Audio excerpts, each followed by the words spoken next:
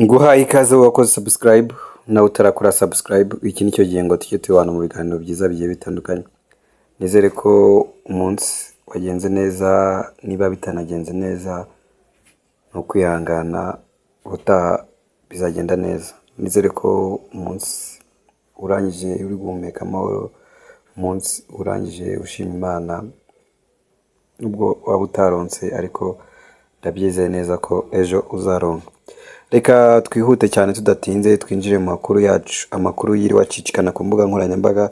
Reka duhere kuri iyi nkuru mbi yabaye ku munsi wo ku cyumweru ku masaha y'ikigoroba, ubwo impanuka yaberaga i Karongi igahitana abantu bagera muri 6, abandi bagera muri 13 bagakomereka. Ni impanuka yabaye y'imodoka ya Hiace, zimwe muzi kuri za modoka bita twegerane, ubwo bari bavuye mu bukwe i Kigali batashye. N'umuryango wari uvuye mu bukwe utashye i Karongi, ariko ntibaza kugerayo amahoro, ahubwo baza guhura n'impanuka ubwo bari barimo bagenda bageze za Karongi. N'impanuka yishe abantu bagera muri 6, abandi bagera muri 13 barakomereka. Iyi mpanuka yabereye mu mudugudu wa Kigarama, akagari ka Rwiririro, mu murenge wa Gitesi, mu karere ka Karongi ku itariki 9 Kanama 2026. Ubwo bivuze ko yabaye ku mugoroba wo ku cyumweru saa 5 z'ijoro, nibwo umushoferi yagize ibitotsi kubera umunaniro, imodoka irenga umuhanda.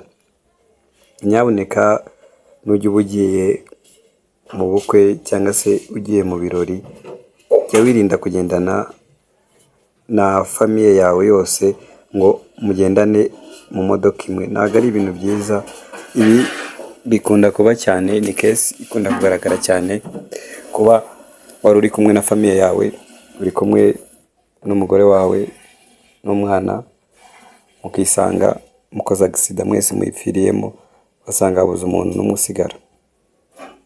Niba mugiye ku rugendo mugerageze basi mutatane, kandi mwirinde gutaha amajoro. Buriya amajoro mu modoka ntabwo ari byiza, kuko nkuko muri kubyumva uyu mushoferi, ikintu cyatumye iyi mpanuka iba, umushoferi yasinziriye kubera umunaniro.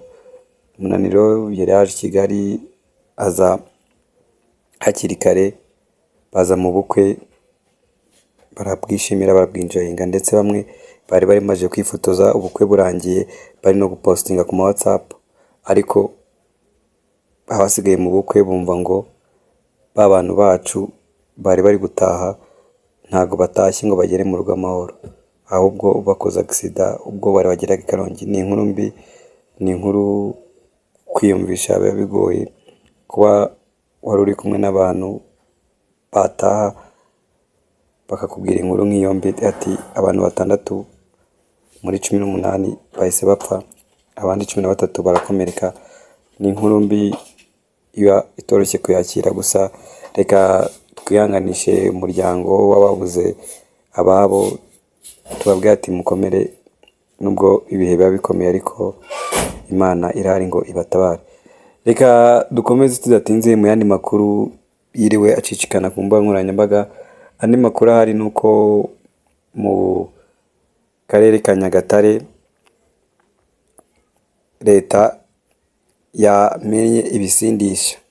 Nkuko mubizi, iki cyumweru ni icyumweru cyo gukangurira abantu kureka kunywa inzoga zitemewe, ndetse kureka inzoga bita ibyuma. Rero mu karere ka Karongi kuri uyu wa mbere habaye igikorwa cyo kumena ibinyobwa bitujuje ubuziranenge byafatiwe hirya no hino mu mirenge igize akarere. Ni igikorwa ubona ko abaturage bari bitabiriye ari benshi. Abaturage bari kubyumva kuko noneho batangiye kumva ko leta iri kubereka ko ibi atari byiza ku buzima bwabo ndetse no ku buzima bw'ahazaza habo. Niba nawe wanywaga icyuma ukaba wanywaga inzoga, igihe kirageze ngo ureke inzoga. Niba unanyweye unywe inzoga zemewe kandi unywe nkeya. Deni